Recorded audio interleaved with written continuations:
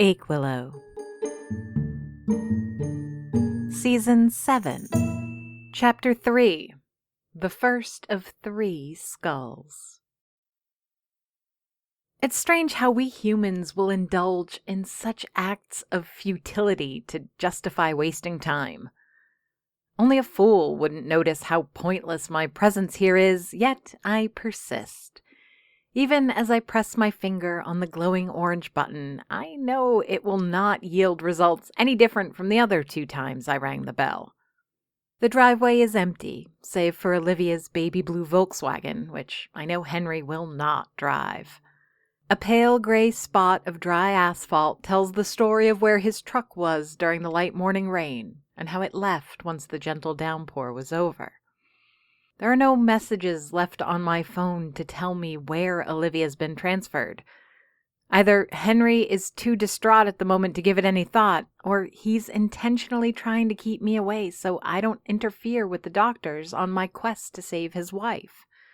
Both options I understand, even if one is more hurtful than the other. The faint ringing of the doorbell is answered with a gust of wind and a rustling of leaves recently freed from the ice and snow. The outside world is quick to offer their input into my presence at Fig's orchard, but nothing within the house stirs. A few drops strike the steps to the front porch, thudding like nails dropped from the roof. They leave dark stains on the barely dry stone, heralding a return of the cold spring rain. There's no purpose in my languishing here, except to tempt the gray sky's wrath. As soon as Stefan came in, I handed him the reins of the Aquilo to make my way here. A reusable grocery bag, a jacket, and my apron are all I took with me on this journey. No umbrella and no raincoat, but at least I have a pen and notepad available to leave a note for Henry. I'm no wordsmith, so I keep it simple. Just a little something about the soup and bread and how to warm them up properly. Metallic clouds, heavy and threatening, loom overhead, flying low over Aquilo's outskirts. An hour, I tell the sky. Give me an hour. 45 minutes if you're in a hurry, but then you can shower the countryside all you want. Deal? Another gust of wind, this one sprinkled with a few droplets of ice water, is my reply. Is it a no or a threat to hurry? I have no idea, but I've only one thing to do. It's funny, I muse as I try to outrace the weather, how we can sometimes be pushed out of important events in our own lives.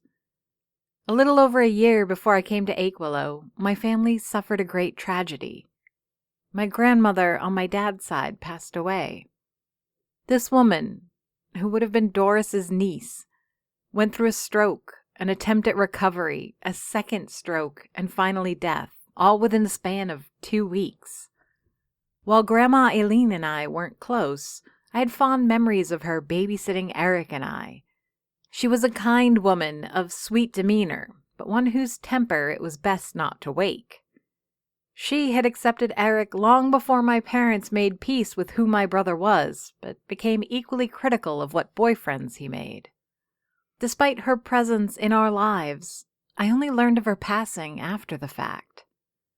There were no hospital visits, no warning that her health was failing and she might not make it. One day, I get a message from Mom telling me Grandma's not feeling well, and 2 weeks later, a call with details of her funeral arrangements. And where was I during that time? I'd just started a new relationship with this exciting boy who'd swept me off my feet. No one wanted to ruin that for me, and I probably didn't want my bubble burst either. Except, after the fact, I was mad at my parents for keeping me out of the loop, mad at Trevor for being a distraction. Most of all, I was mad at myself for even thinking this is what I wanted. Mom tried to reassure me, saying Grandma hadn't been conscious for most of her time at the hospital, and that it was better that I remember her as she was when alive. In time, I came to accept that excuse, less as a reality and more as a wall that kept me from seeing the truth of the grief I'd been denied. For years now, Olivia's been my Aquilo mother. From my very first night in town through some of my worst moments, Olivia's always been there. She welcomed me into her house and let me sleep in her daughter's room. She became one of my most regular patrons, and we even developed a partnership selling her Apple products at the cafe. And now, in her greatest moment of need, I don't even know where she is. It's Grandma Eileen all over again. In a way, I have no right to make demands of her family to let me see her. Except, don't I? Despite a swift pace, the skies over Aquilo have seen fit to hasten me with a reminder or two of the impending rain. Occasional drops of water have found the skin on my face and hands, and in one petrifying occasion, the back of my neck. It's a relief when I finally step off the gravel and onto the sidewalk on Rue Principale. Already, the various little businesses at the heart of Aquilo are visible, each a potential shelter from the cold, harsh rain to come. I'm only a corner away from the cafe when the downpour actually starts. Calm and quiet at first, I can already hear the rumble of the main event creeping up behind me. My pace should hasten, a final sprint to get home before I'm completely soaked. Instead, my feet come to a halt, and my attention is drawn to one of the many little stores peppered through the area. A particularly fat drop hits me right in the eye, and as I blink it away, I read a sign plastered over the front window. "Everything must go," it commands. Words like liquidation and sale are written in bold black letters on generic yellow posters. Pearls of Wisdom, Ophelia's knitting store, is going out of business.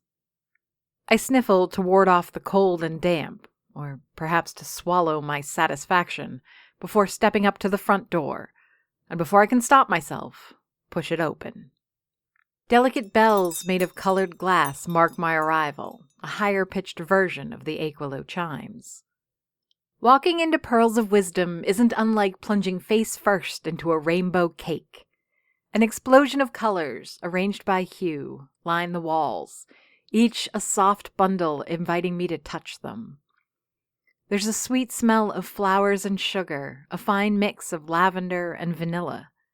Eric and I would have mocked it as smelling of retirement home when we were children, but here it's so gentle as to be appropriate.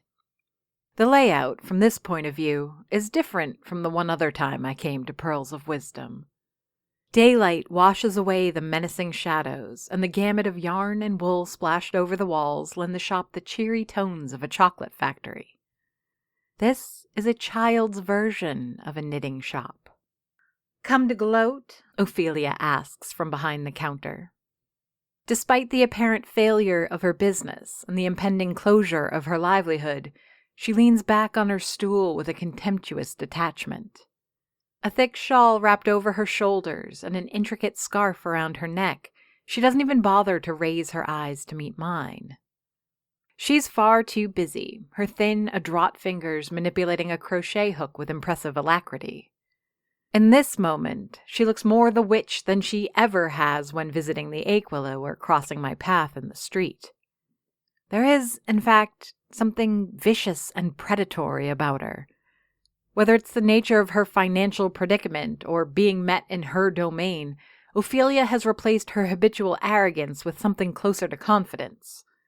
Even at this, her lowest point, she seems more determined than ever. I'm hiding from the rain, I confess. At this, she looks up, apparently noticing the weather for the first time herself. It's a short distraction, and she's quick to go back to her yarn. "Ha! That's what it took to get you through my front door? And I thought maybe you were here to ask for help again. The only help I need right now is in staying dry." "Oh, is it?" She puts down her hook and yarn, a lump of unfinished blue shapes unfurling into thread. Looking over the small counter and at her little work area, a chill travels up my spine. Piling onto a shelf, spilling onto the floor, and stuffed in every nook and cranny around her register are dozens upon dozens of crochet stuffed animals. Fluorescent light catching upon the black plastic eyes reminds me of the moon doing the same on a dreadful night in the fall. The thought hadn't crossed my mind to seek out Ophelia. What could she do that I can't, I wonder? But it's ego that voices that opinion. There's plenty within the abrasive little knitting witch's grasp that I can't yet reach, or perhaps that I'll never be able to touch at all. Watching Annabelle's fascination with kitchen magic and my own evolution with the art, I've come to realize that not all comes down to skill and experience. The very nature of what Ophelia does opens doors that cooking simply can't. The opposite is true, and I suspect that if ever Annabelle masters her art, she too will have access to possibilities forever out of my reach.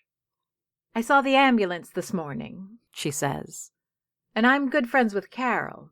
Sad that your friend is sick, but even if you could get over yourself and ask, there's nothing I can do."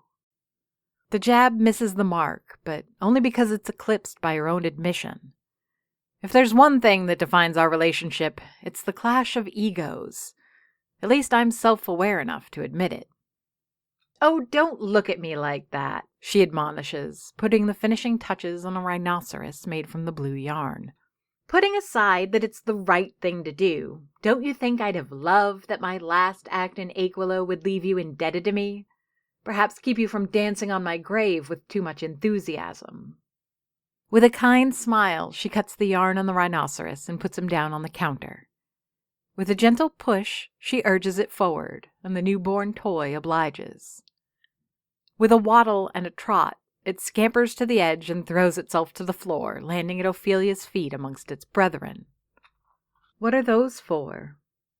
Picking another skein of yarn, a bright orange one this time, Ophelia looks around at her pell-mell menagerie. Like a mother watching her children play, she beams at the sight of her inanimate offspring. "Now you're just being nosy," she says. "If you want to stay dry, take an umbrella by the door. Have someone drop it off later. But please, Miriam, let me enjoy my store for a little bit longer while I can, and get out of my hair." I don't want to celebrate ahead of time, but by all accounts, it looks like I finally had the better of Ophelia. Victory, I thought, would be sweet. With but a phone call, I set the absolute worst people on my nemesis. While Orleans and Alessandria can be darlings in the right circumstances, or at least Orleans can, they are witch hunters first and foremost. I've benefited from accumulated goodwill built up by Doris over the years and reinforced by my own actions. Which is good, because if I was new to witchcraft when first arriving in town, I was even less acquainted with how to do it quietly and in secret. Ophelia had none of this lenience from the Inquisition, and they seemed to have brought the full force of their organization down on her. Did I ever fully believe the threats? The weapons of the witch hunters aren't what one might expect. Though I've seen that they remain equipped to inflict bodily harm on their targets if required, it was a far more insidious attack that had once been aimed in my direction and now fired at Ophelia. Financial excommunication, Alessandria had called it. Creditors I didn't even know I had. Insurmountable roadblocks between me and any dream I dared to have. I was to be put on the razor's edge between bankruptcy and poverty, and it all seems to be happening to Ophelia. Coming up to the Aquilo, I take notice of where Gulliver would usually park his truck. Empty again for so many months in a row. I've not heard of my friend since he broke his hand and left town. For the first time, I'm glad he's not here and won't witness what the Inquisition is putting Ophelia through. What I'm putting her through. So, why doesn't this feel like a victory? Why am I not, at this moment, picking the song to play while, as she put it, I dance on her grave? Maybe it's too indirect. The same way it wouldn't feel like much of a gift if I took someone to a restaurant, when instead I could cook the meal myself. Or perhaps it's the duplicity of it all. Am I really defeating Ophelia if all I did was put her in the sights of other, more competent hunters? There's also the off chance that I feel some sort of kinship with the Yarn Witch. While she's made it impossible to be an ally, or, mother forbid, a friend, we are poured from the same broth in a way. I may fraternize with the Inquisition, but the enemies of my enemies perhaps shouldn't be my friends. I'm glad that the hesitation isn't born of regret or guilt, and if that were the case, all I'd have to do is reminisce on her treatment and her comments to remember the path that led us here in the first place. The chimes of the Aquilo Cafe greet me home, a warm song to remind me that I'm safe here. Closing Ophelia's umbrella and shaking off the rain, I take stock of my little slice of heaven. There's a hush over the dining room, a velvet silence that deepens upon my arrival. Everyone here knows how close Olivia and I have gotten. The news must have swept across town faster than the rain did. Furtive eyes turn in my direction, trying to gauge my state of mind with but a glance. They want to know if I'm okay, but without being too obvious. Some will ask outright in time, but the majority are here for a warm drink and a bite to eat, not to bear witness to my troubles. "You two look like hell," I say, shrugging off my jacket as I walk around the counter. This is no overstatement. Eric and Annabelle are both seated at their usual spot at the counter, but neither look like they're entirely in the cafe. Their bodies, pale skin, and bloodshot eyes are here, but their minds have yet to catch up. "I gave them coffee," Stefan says while refilling the pastry display, "but it might as well have been laced with sedatives." Pulling my hair back into a ponytail, I take a closer look at the two specimens in question. They look rough, far rougher than they should. Sure, both drank through the evening last night, but these are young adults made of sturdier materials. Experienced in the way of alcohol, Annabelle more than most. Besides, she seemed in good health and demeanor when she left the Aquilo last night. "What did you do?" I accuse, pouring fresh beans into the manual grinder. I turn the crank clockwise, feeling the resistance of every grain as it gets broken down and crushed into powder. My movements are vigorous, energetic, the very essence of wakefulness. By the time I got home, the fresh air had cleaned my head so much, I wanted to show Eric a few cocktails I learned to make. I press coffee grounds into the portafilter, hoping last night's truce between myself and the coffee machine holds. It doesn't, but at least the damage is minimal. "What kind of cocktails?" I ask, hoping the fog of her hangover doesn't stop Annabelle from catching the subtext. "Normal cocktails." Nursing a slightly boiled finger, I slice up a few pieces of butter. Once the coffee is ready, I split the butter into 2 cups and melt it with the scalding liquid. A few drops of maple syrup finish off the elixir, which I slide in front of my patients. "No," Eric corrects, cradling his head with one hand and wagging his finger with the other. "They were fabulous cocktails. Too fabulous. Like steaks in bear traps. I was tricked, Mims. She catfished me with fruity drinks." "You're both idiots," I mock. "Now drink." They obey. Eric first recoils at the oily residue floating atop the mug, but eventually accepts the remedy. I cross my arms and wait for the results. It doesn't take long. Annabelle is the first to react, head bolting up and back straightening in a single snap. Eric is more languid in his recovery, pushing himself up from a slouch with the energy of a plant turning towards the sun. Sure, simple coffee can't exorcise a hangover, and butter coffee shouldn't be able to do it either. But while I may not know the alchemy of tequila and gin, I can still mix a magic potion of my own in a pinch. "Any news about Olivia?" Annabelle asks, running her hand through her hair in a blind effort to make herself more presentable. "Nothing. I left some food for Henry, but he's also AWOL. I'll try to hit Helen up later if no one updates me first. Can't you just, Eric waves a teaspoon like a wand in a not-so-subtle gesture. "It's not that simple, and I've been told not to." There's a pause from my brother as he considers the implication. It takes a moment for him to muddle his way through the maze of this conversation, but he does eventually find the exit. Maybe it's not that bad then. Keep the big guns for when they're needed kind of thing. What can I answer to that except for a shrug? I haven't come to terms with being set aside when it seems I'm best suited to help.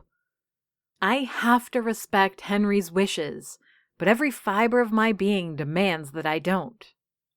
"Eric tells me you survived the wilds," Annabelle asks, referring to the Aquilo summer camp I was asked to be a counselor at. She's giving me that look again, the same from last night, hinting at a secret sisterhood that we're now both a part of. I guess she's not wrong. The experience was unique, and in a way made me feel more of a member of the local community as a result. An experience I shared with Ophelia. "Did you notice there's going to be a vacancy on Rue Principale?" I ask Annabelle. She smiles, but not with the same vindictive anger I expected. Annabelle has always taken my side in my feud with Ophelia, and I'm sure she's glad to see an end to hostilities at long last. But while quick to raise her fists for a fight, she's not one for lingering resentment. Anger is a guilty pleasure like fast food for my friend, not a long simmering stew to savor over a few nights. "How do you plan to celebrate?" she asks, polishing off her coffee.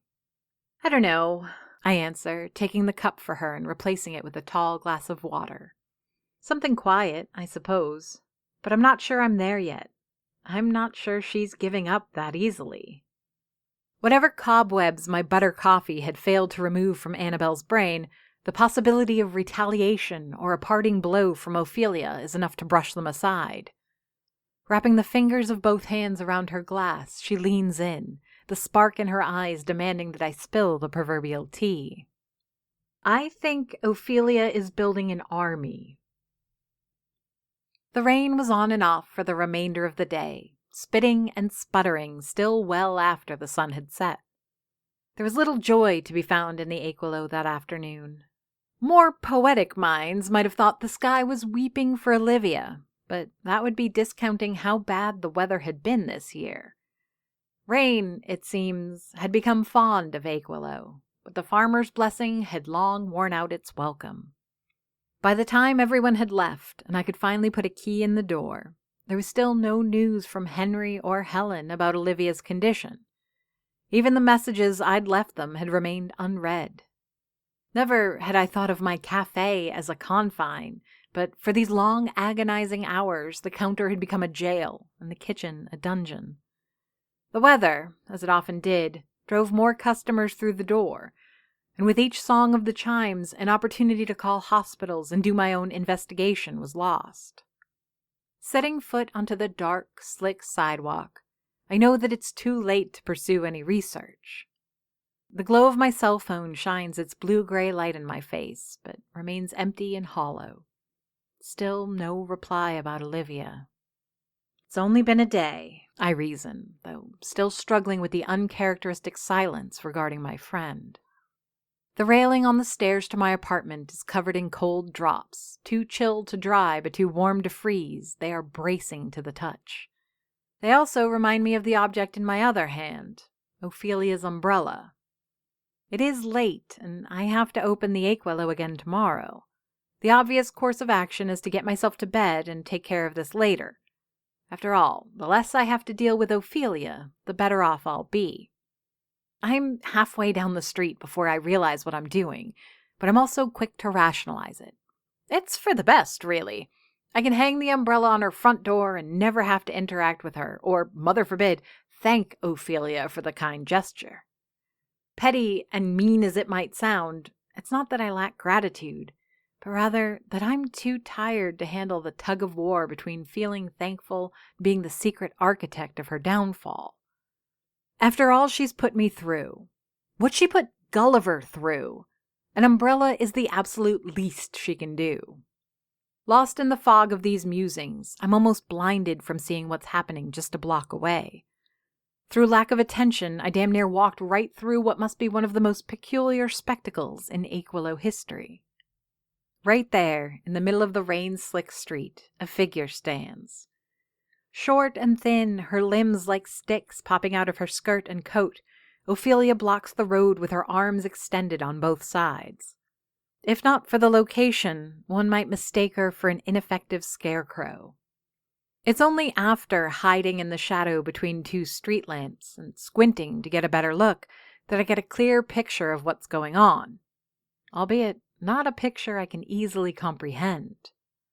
At her feet, crossing Rue Principale like ducklings, dozens of tiny figures shuffle over the asphalt.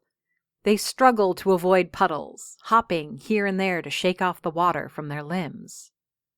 There are no cars in Aquilo at this hour, and few pedestrians, yet Ophelia plays crossing guard to her platoon of crochet homunculi. I stare in awe, watching the unusual show, utterly terrified but equally fascinated. When was the last time I saw something so completely Aquilo? When the last of her awkward creations finishes crossing the road, Ophelia takes off after the multitude of yarn animals. Faint orange light does a poor job of capturing the kaleidoscope of colors in her creations, but occasionally a blue or red will pop out. Like the strangest of Pied Piper, she guides her massive brood off down the street and towards the south. I should just go hang the umbrella on the door as I had planned, and let whatever is happening happen without me. She'll be gone soon, she said so herself. Whatever she's doing, whatever she has planned, it can't be that bad, can it? Or she's planning one last stab at me, a final desperate act to make the Dufour family bleed as she exits the stage. Balancing annoyance and fear, I close my fist on the umbrella and hurry to catch up. So much for a good night's sleep. Following Ophelia isn't difficult. She makes no attempt at stealth or subtlety, her boots splashing through puddles, squashing mud, and cracking twigs. Whenever I stop to listen carefully, I can even hear the rustling of 100 stuffed animals crawling in her wake. It isn't long before I can guess her destination, either. By the time we're crossing Pickering's fields, ankle-deep in thick sludge that I hope is made of damp soil and nothing else, I've deduced where we're going. That stupid Hellgate. Boots sodden and filthy, my socks waterlogged, I slow my pace and allow Ophelia to get ahead, lest the light of the moon betray me. When she reaches the edge of the woods, I'm barely halfway through the field. By the time I walk between the first two trees, she and every single one of her nightmare menagerie has vanished in the dark. There's no direction to find the Hellgate of Aquilo. Landmarks fail to direct to the location, letting the forest itself guide the unsuspecting to the woven portal. Sure, I can sort of approximate the direction I need to go, but on average, I tend to stumble upon the bramble door when I'm not looking for it. As if the thing calls out to me. This time, there's a commotion when I arrive. Before I'm even close enough to see into the clearing, I notice a light and hear the sounds of a woman grunting and branches snapping. There's an urgency to the cacophony, a desperation only summoned by unrewarded efforts. I know that sound well, or rather the spirit of it. Anyone who's ever labored under the pressure of an impossible deadline is familiar with it. It's not the same song for everyone. For me, the lyrics sing of a custard that turns to scrambled eggs when I have no time to start over, but must. It's the beat made by shards of a serving plate bouncing and sliding over ceramic tiles while a dozen petit fours scatter to the floor. It's the silent ticking of an oven timer, slowly winding down to the minute I can take a sponge out to let it cool, hours before a cake must be served. Whatever Ophelia is trying to do, she's doing it to the beat of desperate hurry. It's tempting to leave her to it, to walk back home, clean off my boots, take a hot shower before going to bed under dry sheets, knowing that she probably failed. But if variety is the spice of life, curiosity is the sauce. I can't resist it. Crawling between two pine trees, I manage to take a peek into the clearing, hungry to see what Ophelia thinks she can accomplish tonight. Lit by the glow of a portable lamp, the sight is an unearthly display. A reminder of an earlier altercation we had at this very spot, Ophelia is struggling to take apart the Hellgate. Her fingers are slick with blood, her skin torn by the branches and thorns, yet her progress is nearly imperceptible. With scissors and a knife, she hacks at the brambles, tossing every bit and piece to the ground before going back to an almost intact gate. The multitude she assembled is faring no better. Dozens of colorful animals pull at the branches, putting all of their minimal weight into the effort of breaking them. Some have begun to come unraveled, their peers using the yarn from their bodies to tie onto pieces of the portal for better leverage. "Come on!" Ophelia screams, her fingers wrapped over an object woven into the wooden tapestry. Tearing noises fill the clearing between her sighs and cries, accompanied on occasion by the ripping of her clothes under the strain of her pulls. One by one, the menagerie falls. A purple elephant tries to braid the remains of a green dog into a more sturdy rope. A turquoise peacock tears its own wings off, trying to pull a branch away from the portal's structure. A pale lavender cat falls from its perch a few feet up the construct, its back getting snagged and unraveled by the thorns and twigs. All the while, Ophelia's own efforts are just as pointless. "Please," she begs to no one in particular. But the Hellgate will not relinquish whatever it is she's obsessing over.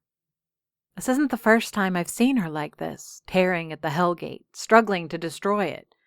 She admitted herself to having attempted this on many occasions, while I assumed that if such a thing was possible, the mayors of Aquila would have taken care of it long ago. There's a different energy at play tonight. The sense of desperation and last resort fills the clearing as thoroughly as the torn limbs of stuffed animals and pulled yarn does. Ah! Something gives, but it isn't the branches. Ophelia falls on her back, clutching her left hand before curling up into the fetal position. The remaining animals, less than a half dozen now, drop what they're doing and rush over to surround her. What limited consciousness they have is focused on her well-being, displaying what might pass for compassion and worry. She twitches and trembles for a second before jerking up into a sitting position. "Get away!" Ophelia cries, sweeping her creations aside. "Just get away!" Sitting in the damp mud of the forest, lit by the struggling glow of her portable lamp, she looks up at the Hellgate. No longer crowding the object of her obsession, I can now see what it was she fought so hard and so pointlessly to retrieve. A human skull. Clean and white, it must have been buried deep into the structure of the portal, covered in branches and brambles. Smears of Ophelia's blood paint the bone with dramatic streaks, lending it a menacing visage. It appears painted for war or some dark ritual as it looks down on its would-be liberator. Struggling with one hand, Ophelia trips and staggers to her feet. She looks small, smaller than usual, looking up at her prize. The silhouette of her left hand shows crooked fingers, dripping blood and mud, while her right hand is balled in a fist. "I'll be back," she promises. "I don't know how or when, but I'll be back, I swear." Sensing that her time here is at an end, I decide that I should go too. Besides, I've seen enough. I consider the umbrella. Still clutched in my hand, I struggle with what to do with it. What would Doris do? What would Miriam do? Without another thought, I plant it in the sodden ground of the forest. And before I can question why I did so, I'm already letting the forest swallow me back into its shadows. Aquilo is written by J.F. Dubow and narrated and produced by me, Amy Frost. If you enjoyed this podcast and would like to hear more, please rate and review us on Apple Podcasts or your preferred podcast platform. Want to support the show? Buy us a coffee. Go to ko-fi.com/Aquilo to donate. Aquilo has a Patreon. Visit patreon.com/Aquilo for details. Follow us on Facebook, Twitter, and Instagram under the username Aquilo.